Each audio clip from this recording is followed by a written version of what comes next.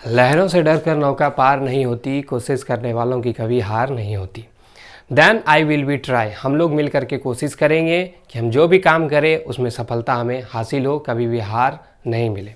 तो चलिए शुरू करते हैं। आज का टॉपिक है 1784 ईस्वी का पीटर्स इंडिया एक्ट। तो पीटर्स इंडिया एक्ट क्यों बनाया गया, क्या है पीटर्स इंडिया एक्ट, तो किसने लागू करा इसे, ये भी देखेंगे। भारत में रेगुलेटिंग एक्ट की कमियों को सुधार करने हेतु इस एक्ट को पारित करा गया।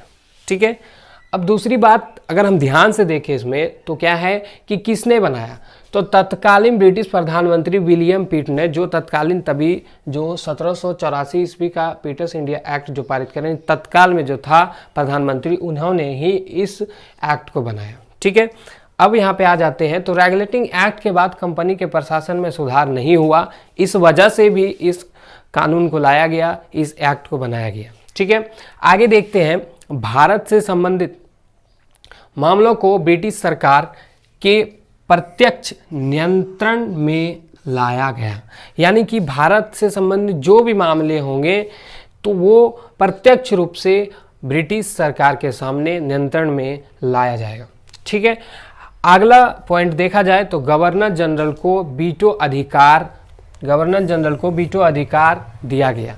यानी वीटो अधिकार का मतलब होता है 4 लोग अलग से कानून बनाने की मांग करें और गवर्नर जनरल को वीटो अधिकार दिया गया उस चीज़ को ख़त्म करने के लिए।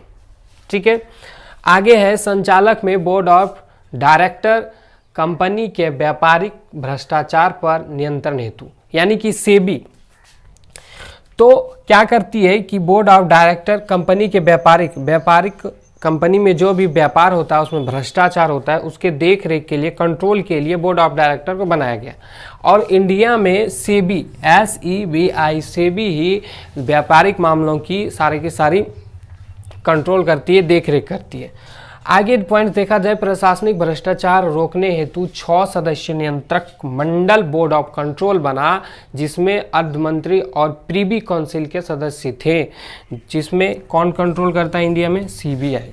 ठीक है, तो ये भी समझ लेते हैं। प्रशासनिक भ्रष्टाचार रोकने हेतु 6 सदस्यीय नियंत्रक मंडल, यानी कि जो भी प्रशासनिक भ्रष्टाचार होगा वो किसके द्वारा रोका जाएगा, बोर्ड ऑफ कंट्रोल बनाया गया, उसी के द्वारा देख रेख होगी, इसे रोका जाएगा। अगर लास्ट पॉइंट देखा जाए तो कंपनी के भारतीय प्रदेशों को ब्रिटिश अधिकृत भारतीय प्रदेश कहा गया। जब ब्रिटिश सरकार पूरी तरह से इंडिया पे अपना कब्जा बना ली तो उसे क्या कहा जाने लगा, ब्रिटिश अधिकृत भारतीय प्रदेश कहा जाने लगा। ठीक है, तो मैंने जो भी था पीटर्स इंडिया एक्ट में सारा का सारा क्लियर करा दिया।